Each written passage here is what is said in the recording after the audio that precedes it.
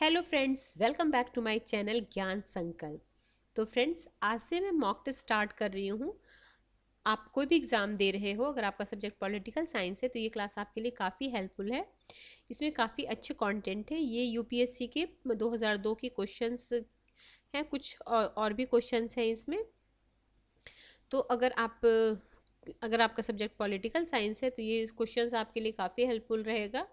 और आप प्लीज़ अब एक नोटबुक पेन ले लो और 1 से लेके 50 तक क्वेश्चन कर लो। मैं 50 क्वेश्चन तक आपको कराऊंगी। तो ठीक है फ्रेंड्स, तो आज स्टार्ट करें हम।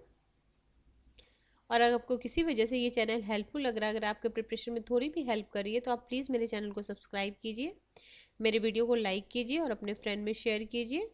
तो आज का क्लास स्टार्ट करते हैं। पहला क्वेश्चन है, ये मैच द फॉलोइंग है। एनजीओ एक साइड है, दबाव समूह, राजनीतिक दल, अभिजन। तो अब इसको मैच करना। अपने सदस्यों के हितों की अभिवृद्धि करना एवं राजनीति को प्रभावित करना। अपने चयनित क्षेत्र के श्रेष्ठ व्यक्ति के समूह।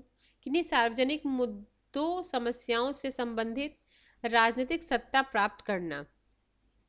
तो आपको सबसे पहले पता होगा सी में फोर्थ होगा। सी में सॉरी किसी सार्वजनिक मुद्दे,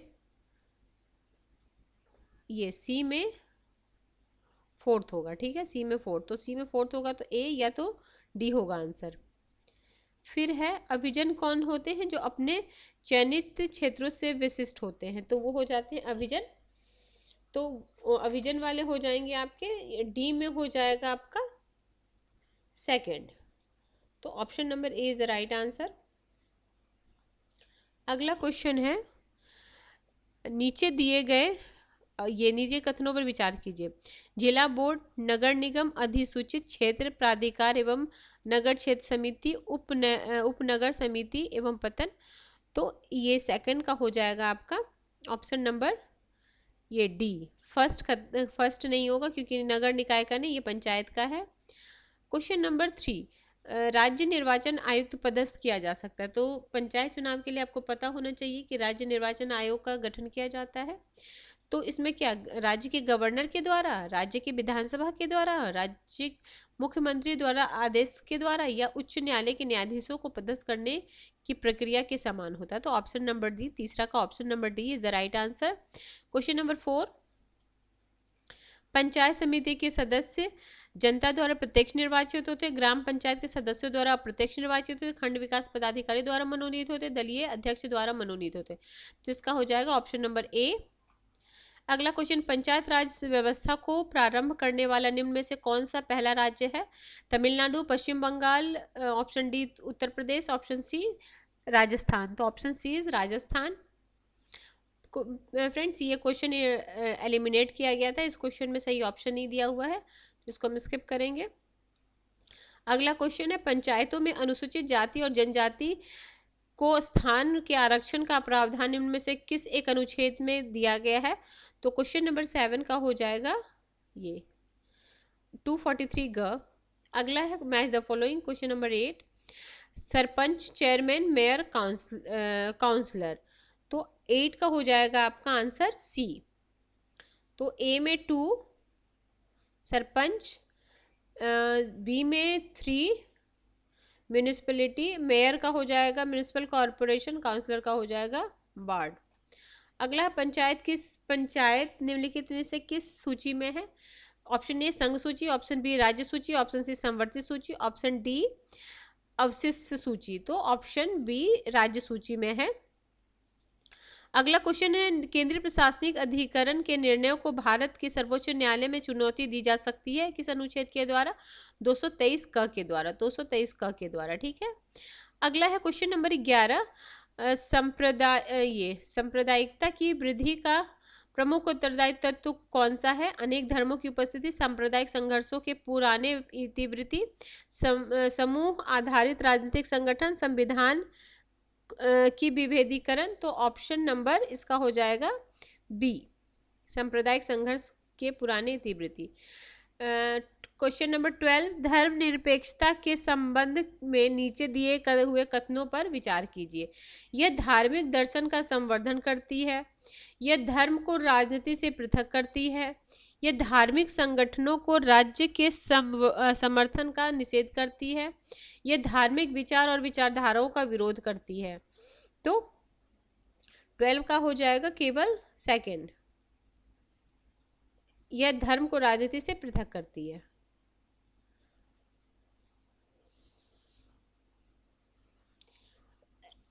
ये तो फ्रेंड्स क्वेश्चन अभी के लिए रिलेवेंट नहीं है, तो इसको हटाते हैं।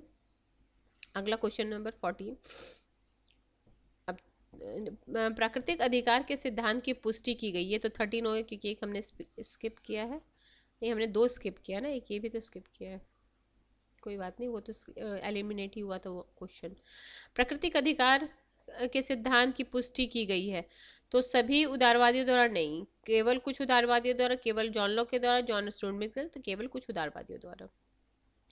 अगला है, निम्नलिखित राजनीतिक दलों में कौन एक युद्धोत्तर जापानी राजनीति से प्रभावित रहा। 15 क्वेश्चन है ना, कौन सा 15 क्वेश्चन है ना, कौन सा युद्धोत्तर जापानी राजनीति से प्रभावित था। तो ये हो जाएगा आपका option number C is the right answer, the liberal democratic party. अगला फ्रेंड्स कथन और कानून वाला है, इसको मैं स्किप करती हूँ। ठीक है, अगर आपको खुद से देख के सॉल्व करना है तो आप प्लीज़, मैं वीडियो को थोड़ी रोक देती हूँ, आप अगर खुद से करना चाहो तो।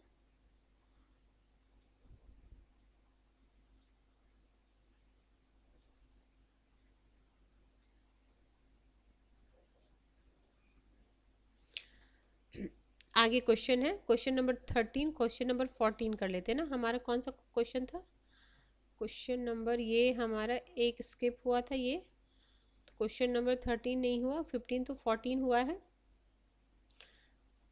क्वेश्चन नंबर 13 नहीं करते क्योंकि वो भी तो हम एलिमिनेट था ना वो क्वेश्चन, तो क्वेश्चन नंबर ये 13 करते हैं। ठीक है, आगे है, निम्नलिखित में कौन सा कथन भारत शासन अधिनियम 1935 के संदर्भ में सही है। ठीक है, तो संघीय कार्यपालिका गवर्नर जनरल और काउंसिलरों से मिलकर बनती थी। संघीय विधानमंडल गवर्नर जनरल, राज्य परिषद एवं संघीय सभा से मिलकर बनती थी। 12 ये गवर्नर अधीन एवं प्रांत, 12 गवर्नर अधीन प्रांत एवं 6 चीफ कमिश्नर के प्रांत होते थे। प्रांतीय विधानमंडल गवर्नर और विधानमंडल के केवल निम्न सदन से मिलकर बनती थी। तो इसका हो जाएगा फ्रेंड्स आंसर आपका ऑप्शन नंबर बी, संघीय विधानमंडल गवर्नर जनरल, राज्य परिषद एवं संघीय सभा से मिलकर बनती थी। जो ये संघीय विधानमंडल है ना, क्वेश्चन नंबर 29 का ऑप्शन नंबर बी हो जाएगा। आगे है क्वेश्चन नंबर 14, हमारे क्लास का 14 क्वेश्चन। ठीक है, संविधान सभा के गठन के संबंध में निम्नलिखित कथनों पर विचार कीजिए।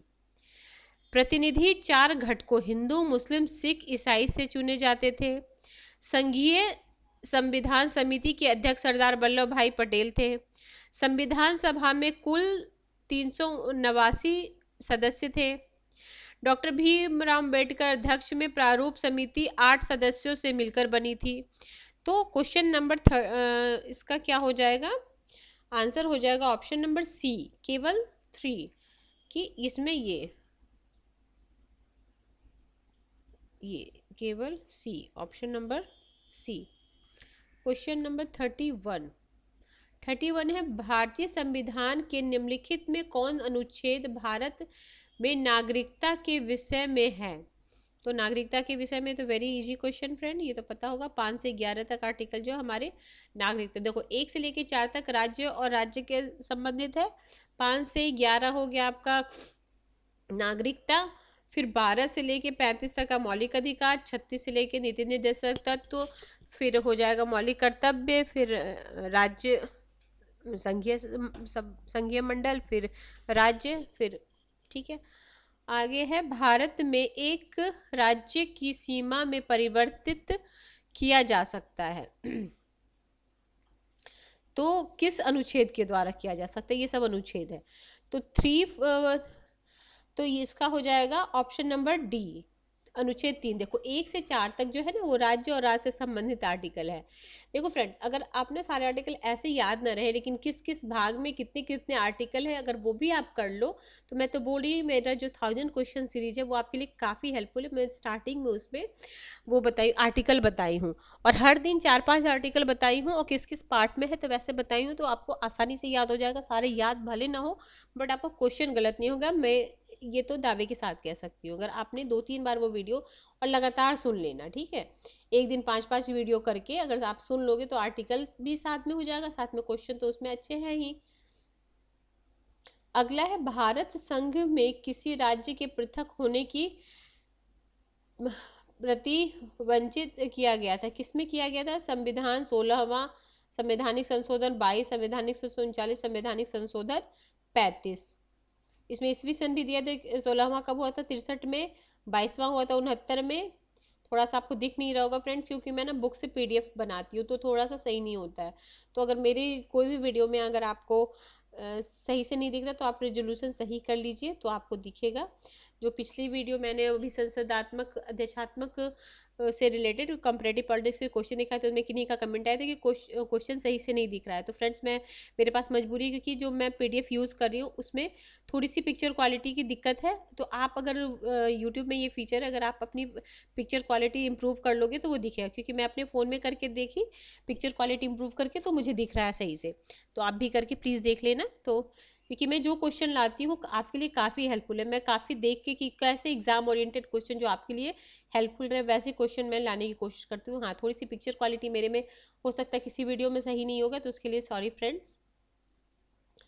तो ये क्वेश्चन नंबर हमारा 14 था। 14, 15, 16, 17, 17 है ये ना, ताकि मैं आज 50 क्वेश्चन तो करा के ही रहूँगी। 17 ठीक है, जल्दी जल्दी भी कराती हूँ फ्रेंड, नहीं तो वीडियो काफ़ी लंबी हो जाएगी। तो 33 का आंसर होगा आपका ये ऑप्शन नंबर ए।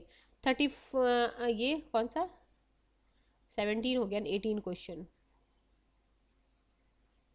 भारत में व्यापार वाणिज्य समागमन के संबंधित संवैधानिक उपाबंध के बारे में निम्नलिखित में से कथन पर विचार कीजिए। मैं बोल रही हूँ, आप आराम से सुनना फ्रेंड। पहला है, देखो कभी कभी क्या होता है ना, ये बड़े क्वेश्चन देख के ना हमें डर लग जाता है कि अरे ये तो टफ ही होंगे, लेकिन आप ऐसा देखना ना, कभी कभी जो बड़े क्वेश्चन होते हैं बड़े आसान होते हैं। आप बस उसको ना, ये एग्जामिनर क्या देखता है कि पेशेंस होके जो स्टूडेंट है वो पढ़े। तो पढ़ती हूँ मैं इस क्वेश्चन को, ठीक है। संसद विधि द्वारा एक राज्य एवं दूसरे राज्य के बीच व्यापार वाणिज्य समागम की स्वतंत्रता पर निर्बंध अधिरोपित कर सकेगी। राज्य के भीतर व्यापार वाणिज्य या समागम को स्वतंत्रता पर निर्बंधन आरोपित करने वाले विधेयक केंद्र सरकार की संस्कृति के बिना राज्य विधानमंडल में प्रस्तावित नहीं किया जा सकता। संसद कोई ऐसी विधि अधिनियमित कर सकते हैं जो भारतीय राज्य क्षेत्र के किसी भाग में माल की कमी से उत्पन्न किसी स्थिति से निपटने के लिए कोई विभेद करती है या किसी किया जाना प्राधिकृत करती है। राज्य के भीतर व्यापार और वाणिज्य समवर्ती सूची का विषय है। तो इसका आंसर हो जाएगा ऑप्शन नंबर ये C. This one is right and that one, ये दिस वन, ठीक है, ऑप्शन फर्स्ट और 3। अगला क्वेश्चन है, वित्त आयोग के सदस्यों के लिए योग्यताएं। तो वित्त आयोग जो बनेंगे उनके लिए क्या क्या योग्यताएं हैं वो बताया गया है। तो वित्त आयोग पहला तो भारत के संविधान में उल्लेखित है। दूसरा, भारत की संसद द्वारा विहित की जा सकती है। भारत के राष्ट्रपति द्वारा विहित की जा सकती है। केंद्रीय वित्त मंत्री द्वारा विहित की जा सकती है। किसके लिए? वित्त आयोग के लिए। तो इसका आंसर हो जाएगा आपका ऑप्शन नंबर बी, भारत की संसद द्वारा। और हमारा वित्त आयोग किस आर्टिकल में? 280 में। अगला क्वेश्चन नंबर है आपका 20, हमारा 20 क्वेश्चन है, भारत में वित्त आपात की उद्घोषणा होने पर क्या होगा? सभी राज्य सरकार भंग कर दी जाएगी। राज्य वित्तीय प्रबंधन केंद्र सरकार द्वारा ले लिया जाएगा। दूसरा है, राज्य के सभी धन विधेयक पर केवल संसद द्वारा अनुचिंतन किया जाएगा और स्वीकृति दी जाएगी। अगला है, सभी राज्य विधानसभाएं निलंबित चालन में रहेगी और राज्य सूची की विधियां संसद द्वारा अधिनियमित की जाएगी। ऑप्शन डी है राष्ट्रपति वित्तीय प्रतिलब्धि के लिए ऐसे निर्देश राज्यों को दे सकेगा जैसे कि आवश्यक समझा जाए और कर्मचारियों के वेतन में अस्थायी कमी की जाए। तो इसका आंसर हो जाएगा फ्रेंड्स ऑप्शन नंबर डी। ठीक है, और ये 360 आर्टिकल में आपका वित्तीय आपात है जो अभी तक भारत में नहीं लगा है। क्या है, मैं इसका आंसर फिर से बोल रही हूँ, राष्ट्रपति वित्तीय प्रतिलब्धि के लिए ऐसे निर्देश राज्यों को दे सकेगा जैसे कि आवश्यक समझे जाए और कर्मचारियों के वेतन में अस्थायी कमी की जाए। लेकिन अभी तक भारत में वित्तीय आपात नहीं लगा है और वित्तीय आपात किस आर्टिकल में, 360 में है। ठीक है फ्रेंड्स, अगला हम क्वेश्चन चलते हैं। क्वेश्चन नंबर हमारा 21 है। अब ये मैच द फॉलोइंग है, ये भी आसान क्वेश्चन है, आपको शायद ये सब आर्टिकल तो आते ही। देखो, संवैधानिक उपचार सबसे आसान आर्टिकल, अल्पसंख्यक वर्गों के हितों के संरक्षण, मान लीजिए ये आपको नहीं आता। अस्पृश्यता का अंत, ये तो आप बचपन से पढ़ रहे होगे। तो दो तो कंफर्म आता है। ठीक है, तो सबसे पहले हम दो जो आता है उसी पे हम करते हैं। सबसे पहले संवैधानिक उपचार 32, तो ए का 4 बी में है और डी में है। जब इस तरह के क्वेश्चन है ना फ्रेंड, तो आप यही देखो कि आपको क्या आता है उसे लगाओ। कभी कभी क्या होता है ना, हमें एग्जाम में स्मार्टली आंसर करना पड़ता है, हर कुछ हमें आता नहीं है, कितना भी पढ़ लो हर कुछ तो पढ़ नहीं पाओगे। तो सबसे पहले क्या होगा, मतलब कन्फ्यूजन भी होता है। तो सबसे पहले हम क्या लगाएंगे, ये क्या, संवैधानिक ए का हमारा हो जाएगा 4, तो ये 2 हो गया। फिर हमें पता है अस्पृश्यता का अंत 17 में है आर्टिकल, तो सी में सेकंड हो जाएगा। सी में सेकंड, चलो इसमें भी दिया। अब हमें तीसरे पे जाना पड़ेगा। अब लोक नियोजन के विषय में अवसर की समानता। अब पता है अवसर की समानता हमारे किस आर्टिकल में पहला हमारा समानता है, तो 17 हमें पता है, अस्पृश्यता का अंत, तो 16 ही बचा।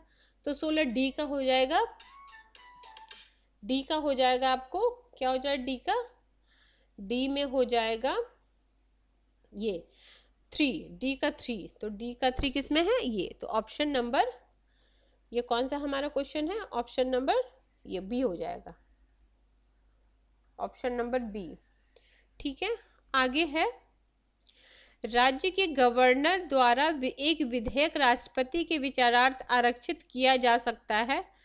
राष्ट्रपति, अब ये 38 है, अनुच्छेद 3, ये क्या है, विधेयक अपनी अनुमति दे सकता है, विधेयक अपनी अनुमति रोक सकता है, विधेयक पर वीटो कर सकता है। राष्ट्रपति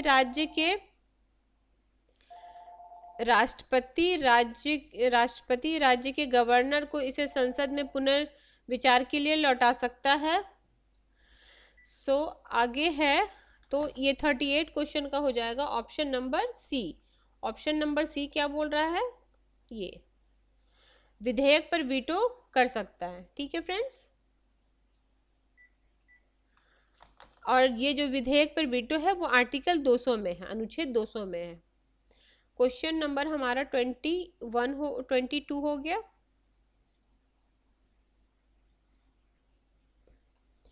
अगला है 23।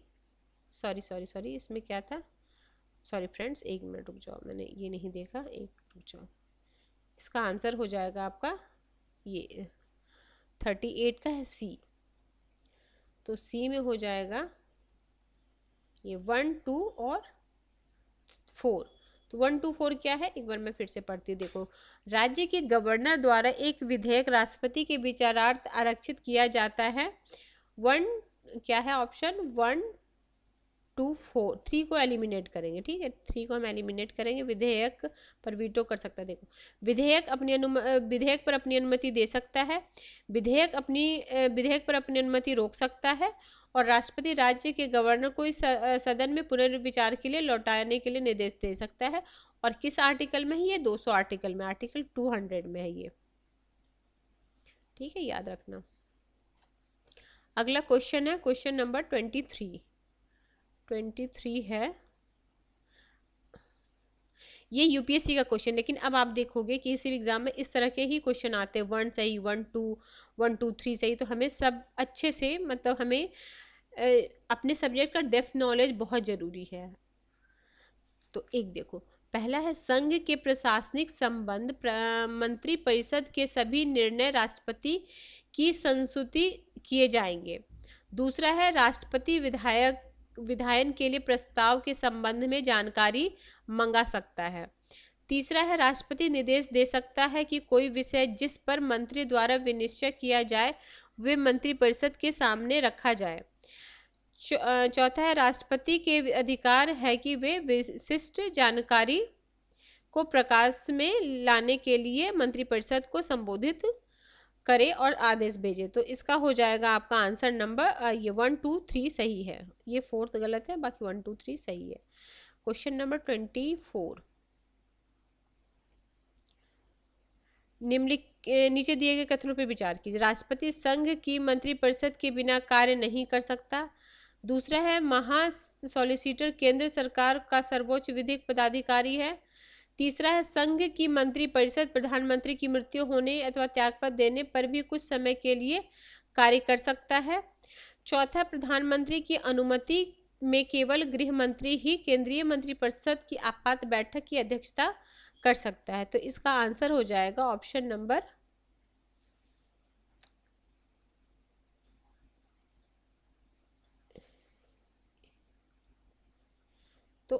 नंबर हो जाएगा आपका ए। ये ए है, ये बी है, ये सी है और ये डी है। ये डी में 2 बार दे दिया है, ठीक है। तो फॉर ए है, ठीक है, केवल एक।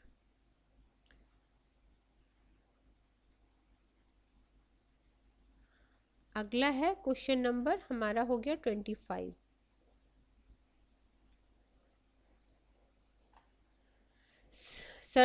सदन के पटल पर किसी मंत्री द्वारा की गई वचनबद्धता की परिपूर्णता हो गई अथवा नहीं, इसका विनिश्चय किया जाएगा। कैसे विनिश्चय किया जाएगा? संबंधित मंत्रालय के संबंध में परामर्श समिति द्वारा, संबंधित मंत्रालय के कार्यों से संबंधित प्रवर समिति द्वारा, केंद्रीय मंत्रिपरिषद की राजनीतिक मामले संबंधी समिति द्वारा, लोक आश्वासन समिति द्वारा। तो लोक आश्वासन समिति द्वारा। ऑप्शन नंबर 41 का हो जाएगा आंसर डी। 26 क्वेश्चन है, कोई विधेयक विधेयक है या नहीं, इसका विनिश्चय निम्नलिखित में से कौन करता है? वित्त मंत्री, भारत का राष्ट्रपति, राज्यसभा का सभापति, लोकसभा का अध्यक्ष। तो इसका हो जाएगा लोकसभा का अध्यक्ष। Option number D. 26 हो गया। 27 ये है आपका संशोधन और इधर क्या क्या हुआ था। तो हम मैच करेंगे। छठी अनुसूची में त्रिपुरा, कुछ दूसरा है कुछ संघ राज्य क्षेत्रों में विधानमंडल, हिंदी में संविधान का प्रकाशन, दिल्ली को राष्ट्रीय राजधानी का दर्जा, और है अनुसूचित जाति अनुसूचित जनजाति को पदोन्नति में आरक्षण। तो ये क्वेश्चन नंबर हमारा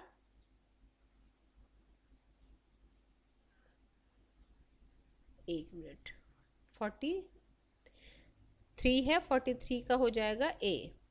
1 मिनट हम मैच करते हैं। 37 में हो जाएगा कुछ राज्य संघ क्षेत्र में विधानमंडल, फिर हो जाएगा बी, हो जाएगा आपका फर्स्ट, और 58 हो जाएगा आपका 3, और 77 हो जाएगा आपका 5। अगला है, अब आप कमेंट बॉक्स में आप सर्च करके बताना कि दिल्ली को राष्ट्रीय राजधानी किस संशोधन के बाद मिला है। ये आपकी ड्यूटी है, ठीक है फ्रेंड। क्योंकि देखो, अगर आप पढ़ रहे हो तो अगर आप पार्टिसिपेट करोगे तो मुझे भी अच्छा लगेगा और आपको भी थोड़ी सी जिज्ञासा होगी और पढ़ने की। जैसे आपने एक चीज़ सर्च किया तो उसके अलावा आप 2 चीज़ और जान जाओगे। क्योंकि आज नकल आप भी एज ए टीचर ही हो, अगर आप प्रिपरेशन कर रहे हो तो आप भी एज ए टीचर हो, तो आप देखोगे आप किसी चीज़ को अगर ढूंढोगे तो एक के बजाय आप 2 चीज़ और ढूंढ लोगे, उसके बारे में पता चल जाएगा। क्वेश्चन नंबर हमारा है 27 है, 13वीं लोकसभा में महिला सदस्यों के बारे में नीचे दिए गए। चलो अब इसका तो ऐसा रिलेवेंस नहीं है, चलो पढ़ लेते हैं। क्या कथन है? 44 का हो जाएगा सारा सही है। इसमें क्या क्या था, उनकी कुल संख्या, लोकसभा की कुल संख्या केवल 10% से कम, महिला सदस्यों की अधिकतम संख्या भारतीय संसद सदस्यों की अधिकतम संख्या भारतीय जनता पार्टी के सदस्यों की है। केरल में कोई महिला संसद सदस्य नहीं, महिला सदस्य, चलो इसका ऐसे अभी अभी कोई रिलेवेंट नहीं है, इसको हटा दो आप। आगे क्वेश्चन है, राज्य के जिला न्यायाधीशों को निम्नलिखित में से कौन नियुक्त करता है? तो इसका आंसर हो जाएगा आपका राज्य का राज्यपाल, जिला न्यायाधीश को। ठीक है, राज्य का राज्यपाल, राष्ट्रपति नहीं करेगा, मुख्यमंत्री नहीं करे, राज्य के उच्च न्यायालय के मुख्य न्यायाधीश नहीं करे, राज्यपाल करेगा। किसका? जिला न्यायाधीश का। अगला क्वेश्चन है क्वेश्चन नंबर 28 था, 29 है, भविष्य लक्ष्मी विनिर्णय सिद्धांत भारत के सार्वजनिक न्यायालय द्वारा अपनाया गया। किसमें अपनाया गया? 46 का हो जाएगा ये, गोलकनाथ बनाम पंजाब राज्य, ऑप्शन नंबर बी। अगला है, निम्नलिखित में से किस एक निर्णय में सर्वोच्च न्यायालय ने अधिकथित किया है कि एक नागरिक की किसी लोक प्राधिकारी के मनमाने और अनुचित कार्रवाई के कारण हानि या क्षति होने पर मुआवजा दिया जाएगा? तो ऐसा, इस तरह के क्वेश्चन बहुत आते हैं फ्रेंड्स, ये जो जितने भी वाद हुए हैं, तो इसका आंसर हो जाएगा ऑप्शन नंबर सी, सामान्य हित बनाम भारत संघ। और ये सब जितने भी है ना, उनको आप प्लीज एक बार सर्च करके खुद से भी पढ़ना। आगे है, जनहित याचिका के संबंध में नीचे दिए गए कथनों पर विचार कीजिए। तो क्वेश्चन नंबर हमारा था 29, 30, 31, जनहित याचिका के संबंध नीचे दिए गए कथनों पर विचार कीजिए। सार रूप में कोई तृतीय पक्ष न्यायालय के सामने जनहित के मामले ला सकता है। सर्वोच्च न्यायालय किसी नागरिक के पद अथवा पोस्ट कार्ड द्वारा अपने मौलिक अधिकारों के संरक्षण के लिए अनुरोध करने की कार्रवाई कर सकता है। इसे सामाजिक अनुयोजना मुकदमे के रूप में जाना जाता है। न्यायाधीश BN कृष्णय्यर और PN भगवती इसके प्रस्तावक है। तो जनहित याचिका जो है, तो इसका आंसर होगा सारा कुछ कथन पर विचार के, सब सही है ये। ठीक है, 32,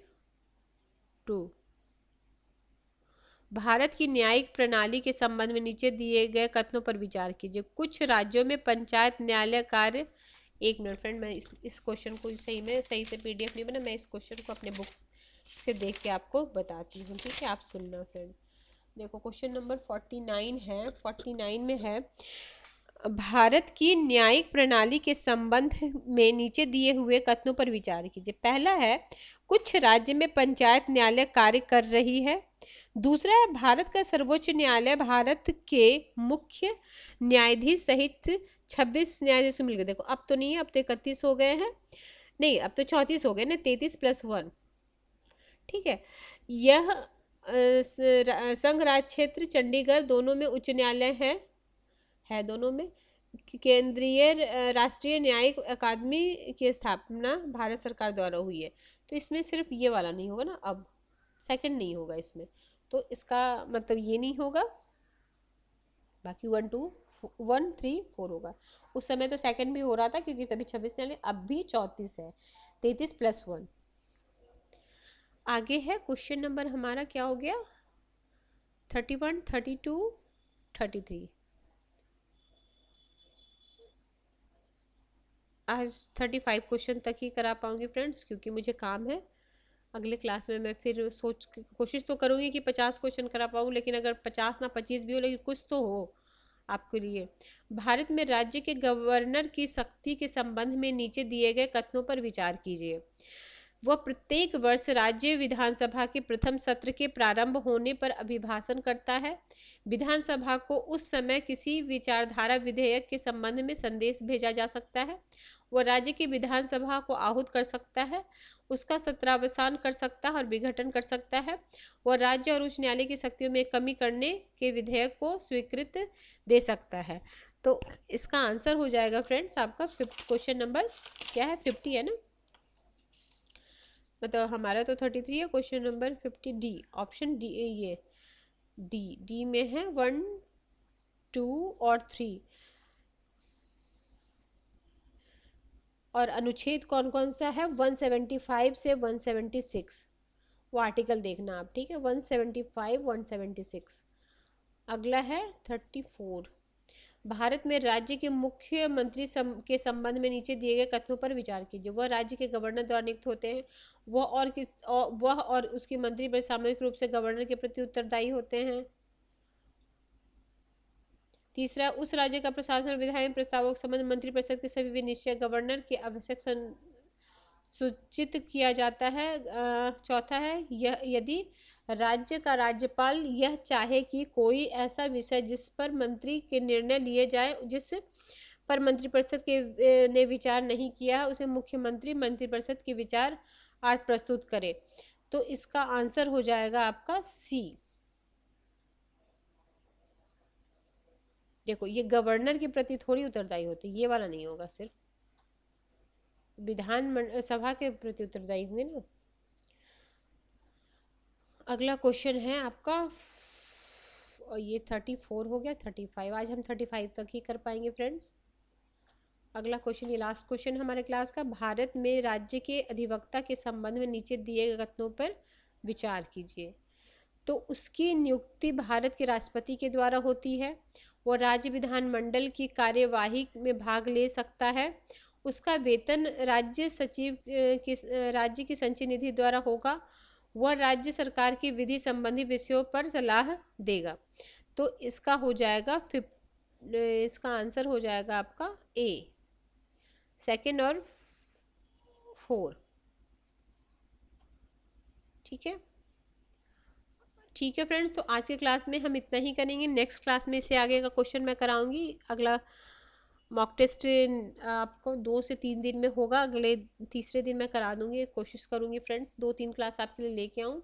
ठीक है, तो ठीक है फ्रेंड्स, अगर आपको किसी वजह से ये अच्छा लगा है, अगर आपको ये चैनल हेल्पफुल लग रहा है, अगर आपको ये प्रिपरेशन में थोड़ी भी हेल्प करिए, तो प्लीज़ आप मेरे चैनल को सब्सक्राइब कीजिए, मेरी वीडियो को लाइक कीजिए, अपने फ्रेंड में शेयर कीजिए। Till then bye bye, see you next video.